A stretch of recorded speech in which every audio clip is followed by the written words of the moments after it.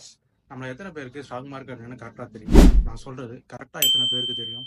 ஒரு சில ஸ்டாக் மார்க்கெட்டுங்கிறத ஒரு கம்பெனியோட ஷேரை லோ ப்ரைஸுக்கு வாங்கி ஹை ப்ரைஸ் விற்கிறதுன்னு சொல்லுவாங்க.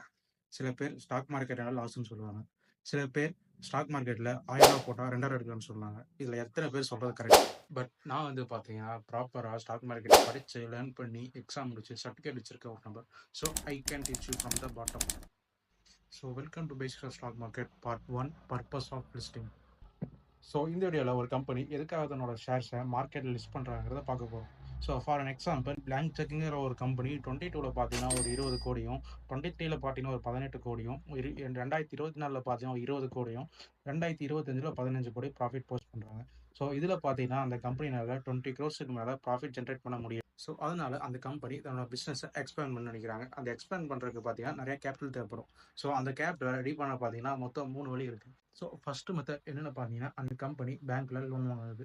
ஸோ அந்த கம்பெனி பேங்க்ல லோன் வாங்கி தான் தன்னோட பிஸ்னஸை எக்ஸ்பேண்ட் பண்ண நினைச்சா அது ரொம்ப பெரிய பிகாஸ் அந்த கம்பெனி பார்த்தீங்கன்னா year on year high interest கட்டுற மாதிரி வரும். So most of the companies அதை சூஸ் பண்ண மாட்டாங்க. ஸோ நம்பர் 2 என்னென்னு பார்த்தீங்கன்னா, அந்த கம்பெனியில் புது பார்ட்னரை ஆட் பண்ணிக்கிறது. ஸோ அந்த கம்பெனியில் ஒரு புது பார்ட்னரை ஆட் பண்ணுறதுனால கண்டிப்பாக அந்த பார்ட்னர் கம்பெனியில் இன்வெஸ்ட் பண்ணுவாங்க. பட் அப்படி பண்ணுறதுனால அந்த கம்பெனியில் ஒரு ஈக்குவல் ரைட்ஸ் பார்த்தீங்கன்னா அந்த புது பார்ட்னருக்கு கொடுக்கணும். So most of the companies அதுவும் ப்ரிஃபர் பண்ண மாட்டாங்க. ஸோ இதனால தான் பார்த்தீங்கன்னா மோஸ்ட் ஆஃப் த கம்பெனிஸ் தன்னோட ஷேரை மார்க்கெட்டில் இஷ்யூ பண்ணுறாங்க. அப்படி இஷ்யூ பண்ணுறதுனால அந்த கம்பெனிஸ்க்கு மொத்தம் 2 பெரிய பெனிஃபிட் இருக்குது. ஒன்று என்னென்னு பார்த்தீங்கன்னா, தன்னோட கம்பெனியை டெவலப் பண்ணுறதுக்கான ஃபண்ட்ஸை பப்ளிக் கிட்ட கேதர் பண்ணிப்பாங்க.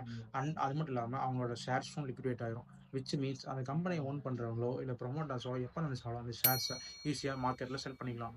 ஸோ இந்த வீடியோவில் ஒரு கம்பெனி எதுக்காக தன்னோட ஷேர்ஸை மார்க்கெட்டில் லிஸ்ட் பண்ணுறாங்கிறத பார்த்தோம். நெக்ஸ்ட் வீடியோவில் ஒரு கம்பெனி எப்படி தன்னோட ஷேர்ஸை மார்க்கெட்டில் இஷ்யூ பண்ண போகிறாங்கிறத பார்ப்போம். ஸோ இது போல் யூஸ்ஃபுல்லான இன்ஃபர்மேஷன்ஸை தெரிஞ்சுக்க நம்ம சேனலை ஃபாலோ பண்ணிங்க.